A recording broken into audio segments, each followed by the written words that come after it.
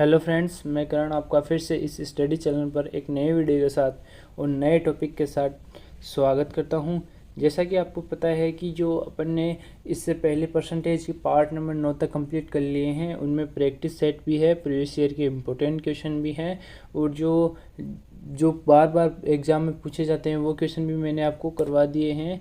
और आज अपन करने वाले हैं जो ऐसा ही है अपने पास, यानी कि साधारण ब्याज का अपन आज पार्ट नंबर 1 करने वाले हैं, जिसके अंदर मैं आपको कॉन्सेप्ट भी बताने वाला हूं और इम्पोर्टेंट फॉर्मूले हैं वो भी बताने वाला हूं।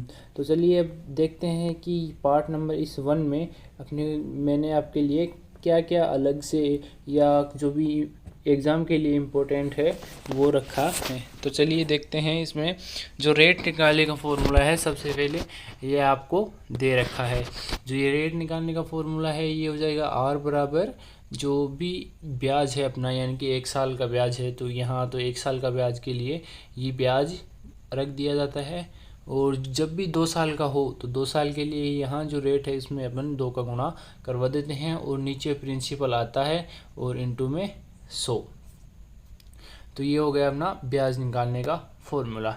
अब मैं आपको बताने वाला हूँ कि जैसे कि अगर प्रिंसिपल निकालना हो अपने को, तो प्रिंसिपल निकालने का वो यानी कि जो सिंपल फार्मूला है वो होता है SI का। SI बराबर ये होता है अपना प्रिंसिपल रेट टू टाइम बटे 100। ये होता है SI का सिंपल फार्मूला, यानी कि जिसे अपन बोल सकते हैं कि ये SI में जो भी पहली स्टेप है SI की, उसके अंदर ये ही आता है। ये है फॉर्मूला। अब अगर इससे अपने को प्रिंसिपल निकालना हो तो इससे प्रिंसिपल कैसे निकालेंगे, तो ये जिससे निकालना है अपन उसको इधर रख सकते हैं और बाकी का इधर गुणा करवा सकते हैं। तो ये हो जाएगा SI इंटू 100 बटे R इंटू T। तो ये आ जाएगा अपना प्रिंसिपल के बराबर। अब मैं आपको बताने वाला हूँ कि रेट का फॉर्मूला क्या हो सकता है अपने पास। तो ये रेट बराबर ये SI इंटू 100 बटे P इंटू T। ये हो गया अपना जो भी SI का है, यानी कि जो रेट निकालने का फॉर्मूला है वो हो गया। अब बताता हूँ आपको टाइम निकालने का फॉर्मूला। तो टाइम निकालने का जो फॉर्मूला है वो अपने पास हो जाएगा, जो अपने टाइम निकालने का फॉर्मूला हो जाएगा SI इंटू 100 बटे जो भी P इंटू R। ये हो जाएगा अपना टाइम निकालने का फॉर्मूला। अब चलते हैं अपन आगे कि आगे अपने को क्या दे रखा है। अब कंसेप्ट दे रखा है कि जो SI होता है, जो SI है उसका जो भी यानी कि SI है वो रेट के भी समानुपाती होगा, टाइम के भी समानुपाती होगा और प्रिंसिपल के भी समानुपाती होगा। यानी कि इन तीनों के समानुपाती होगा। रेट बढ़ेगी तो SI बढ़ेगा, टाइम बढ़ेगा तो SI बढ़ेगा और जो प्रिंसिपल है वो बढ़ेगा तो SI बढ़ेगा, या ये तीनों घटेंगे तो ये भी तीनों, यानी कि जो SI है वो भी घट जाएगा। और अपने को ऊपर क्या दे रखा है कि ये 2 साल के लिए है। ये 2 साल के लिए ब्याज अगर 2 साल के लिए ब्याज हो तो उसके लिए रेट का फॉर्मूला ये है। अगर अपने को बोलते कि 4 साल के लिए क्या होगा, 5 साल के लिए क्या होगा, तो 4 साल के लिए तो हो जाएगा 4R I upon P into 100। ये तो हो जाएगा 4 साल के लिए। अगर अपने को पूछे कि 5 साल के लिए क्या होगा, तो ये हो जाएगा 5R। ये 5R बराबर I अपॉन P इंटू 100। ये हो जाएगा 5 साल के लिए। अब चलते हैं अपन आगे कि आगे अपने को क्या दे रखा है। तो ये मैंने आपको बता ही दिया है कि ये इसके ऐसा ही है, वो P into R into T, यानी कि तीनों ये गुणा में होते हैं तो इनके तीनों के क्या होता है, समानुपाती होता है। अब मैंने आपको यहाँ पर एक क्वेश्चन दिया है जिसे अपन हल करके इसको समझेंगे कि ये क्या चीज़ है। तो देखते हैं।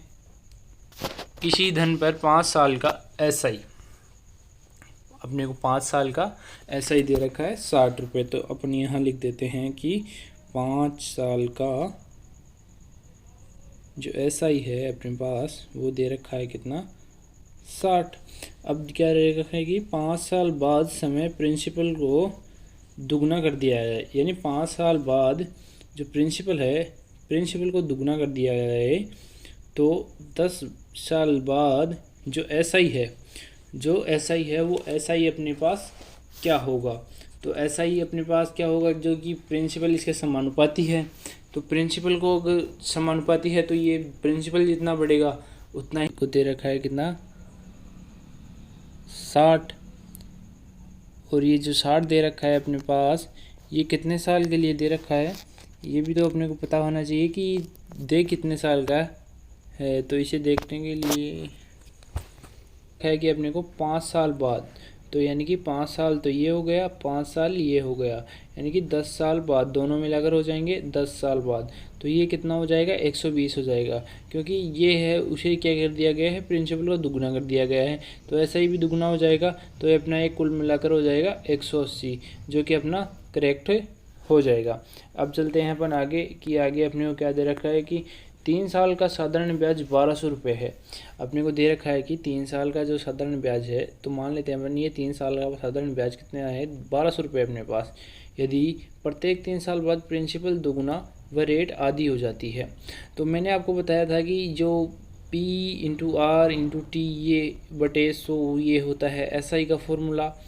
अगर ये SI का फॉर्मूला होता है तो अगर रेट दुगनी हो जाएगी और जो टाइम है वो आधा हो जाएगा, तो 2 से 2 कट जाएगा, तो ये बराबर ही रहेगा। यानी कि कोई भी एक चीज़ दुगनी होगी और फिर और दूसरी चीज़ वो आधी हो जाएगी, तो वो उसे कैंसिल होके वही का वही अपने पास रहने वाला है।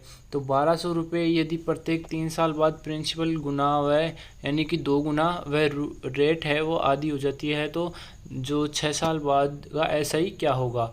तो वो आगे वाला 3 साल का भी कितना रहने वाला है अपने पास? 1200 रहने वाला है। तो ये कुल मिलाकर अपने पास हो जाएगा कितना?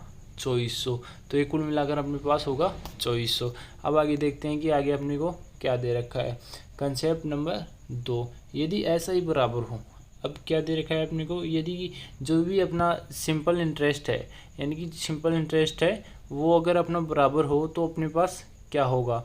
तो अपने पास जब जो SI अपने पास बराबर दे रखा होता है, यानी कि एक क्वेश्चन में कि ये 2 साल का SI है और ये 3 साल का SI है और ये बराबर है, तो ये बराबर दे रखे हो, तो इसका मतलब यानी कि जो SI का फॉर्मूला है उसे अपन बराबर रख देते हैं, तो ये हो जाएगा।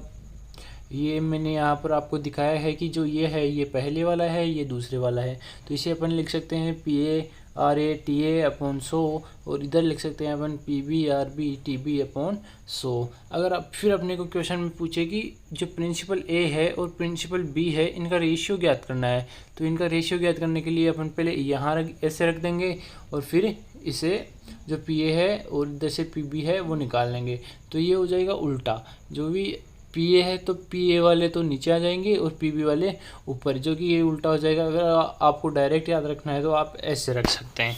अब इसके बेस पर मैंने एक एग्जांपल डाला है, इसे अपन हल करके देखते हैं कि इसका आंसर अपने पास क्या आने वाला है।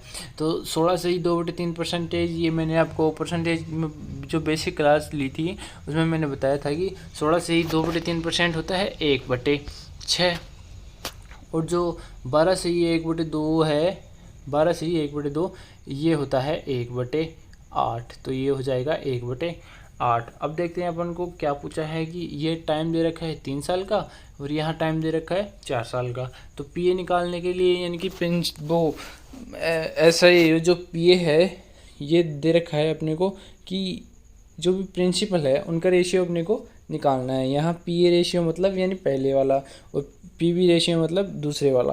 तो मैंने आपको अभी बताया कि PA/ अगर PB निकालना है अपने को तो ये हो जाएगा RB और TB/TA और RA, यानी कि उल्टा अपने को रखना है। तो अब देखते हैं अपने पास जो PA है, अगर PA बराबर अपन देखें तो PA बराबर हो जाएगा RB यानी कि जो भी रेट है दूसरी वाली 1/8 इंटू टाइम भी कितने दे रखा है अपने को TB 4, तो ये हो जाएगा 1/2 हो जाना है अपने पास। अब निकालते हैं अपन PB। तो PB के लिए जो PB है, PB निकालेंगे तो PA 1/6 और जो 3 साल है तो उससे गुणा करवाएंगे तो वो भी आएगा 1/2। तो पी ए बराबर पी बी जो है अपने को रखेंगे, अगर P A upon P B अपन रखेंगे तो ऊपर भी 1/2 और नीचे भी 1/2। ये 1/2 से 1/2 कैंसिल हो जाएगा, तो अपना आएगा 1:1। अब चलते हैं अपन आगे कि आगे क्या दे रखा है फॉर्मूला में। आगे एक फॉर्मूला दे रखा है अपने को कि इस फॉर्मूले में हम देखना है कि क्या इसमें जो इम्पोर्टेंट चीज़ है। यदि किसी एसआई में रेट टाइम का संख्यात्मक मान, यानी जो भी अपना रेट है उसका संख्यात्मक मान जो न्यूमेरिकल वैल्यू है वो अगर बराबर दे रखी हो तो भी क्या होगा।